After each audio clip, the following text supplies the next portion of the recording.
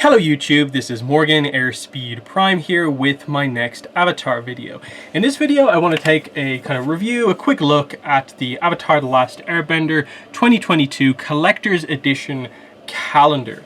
This is a product I've kind of been, I suppose, hyping up a little bit in my videos. I definitely made sure every time there was a bit of news on this to sort of give this the spotlight, because I think it's just a really nice product that is useful because it's a calendar and it feels like a calendar where some effort has gone into it and not just, you know, they're using the stock imagery of the characters over and over again and there's nothing unique about it.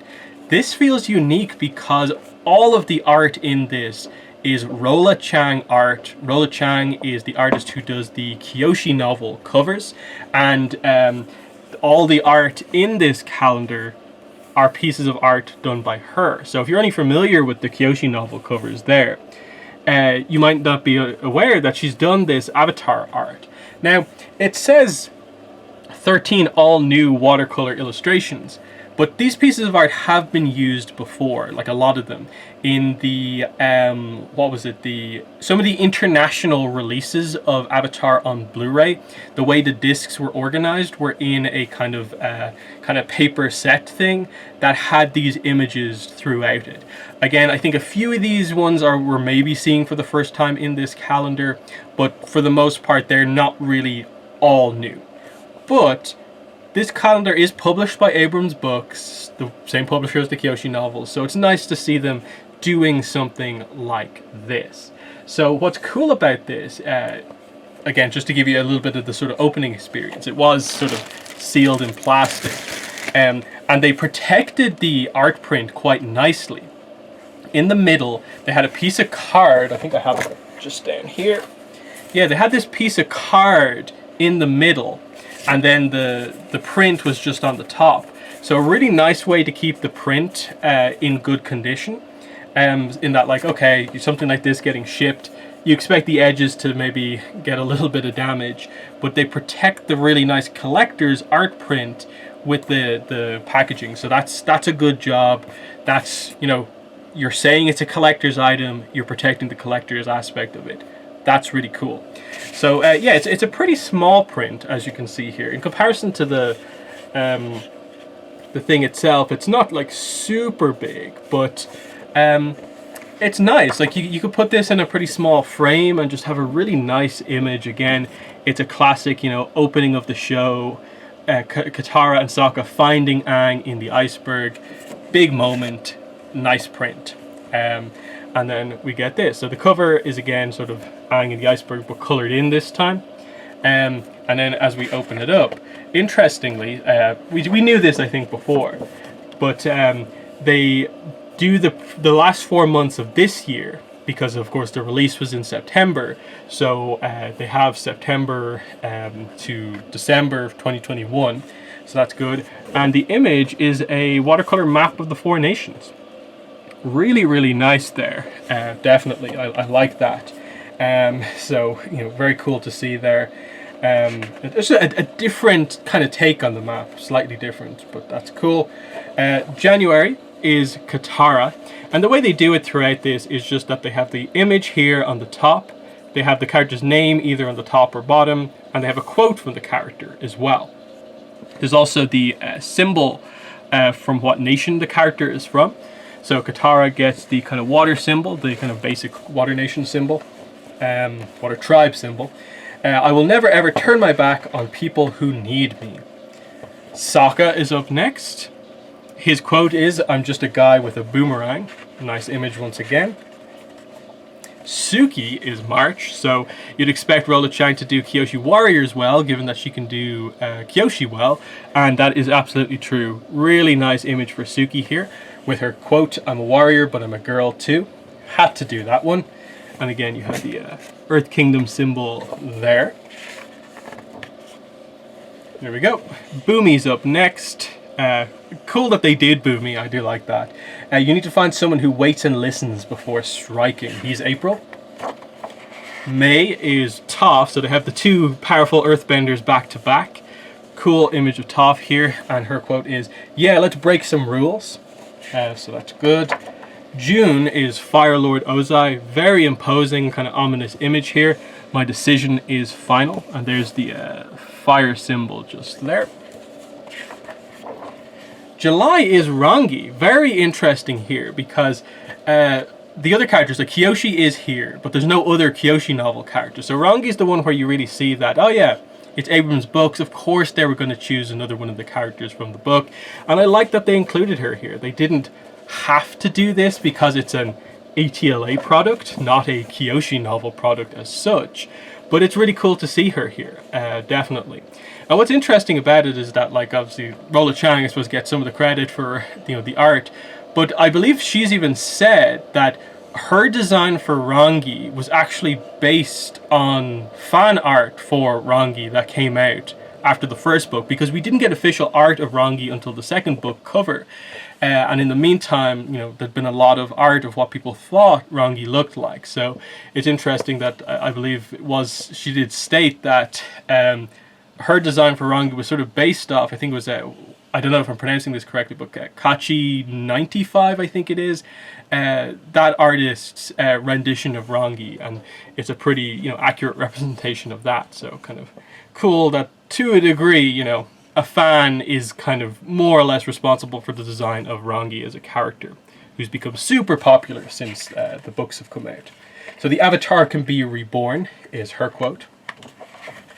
Zuko gets August, and interestingly they've gone for hello Zuko here as his quote.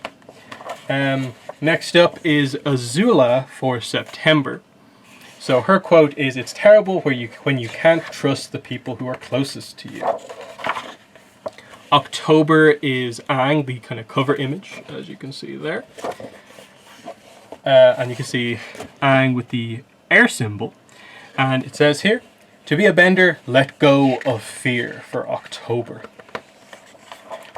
Kyoshi is November. Her quote is, "Only justice will bring peace," of course. And the image, to me, looks like a slightly younger Kyoshi. So I think they are going for Kyoshi novel era Kyoshi, rather than, you know, her as a past life to Aang as she is in the show, which is very fitting. She definitely looks a little younger than I think she does, and it feels more in line with the novel covers as well. The one slight issue perhaps though is this. Kyoshi is given the air symbol.